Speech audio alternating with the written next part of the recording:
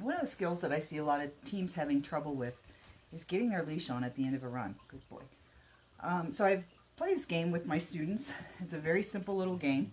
All you need is some good treats, which I obviously have, a leash that can open pretty wide, and your little doggy.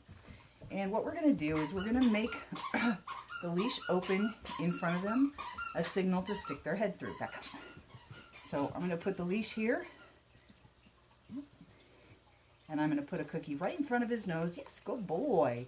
And let him slip his head through the loop into the leash. Get back. Yes, good boy. What a good boy. And tighten it up. Give him a cookie.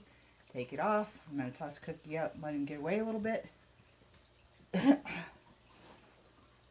him come back. Try again. Yes, good boy. And you notice I'm letting him make the choice. I'm not actually putting the leash on his face. It's out there. Go get it. Right there. Get back. Right there. Oh, there it is. I'm letting him choose to put his head through. Yes, good boy. Tighten the leash. Good job. Take it off. Back up. Try again. Try again. Yes, good boy. What a good boy. Okay.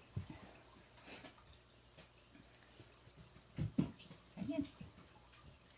Yes, good job. And so you see, I just wait until he decides to put his nose through. Good job. Back up, back up, back up. Whoops, try again.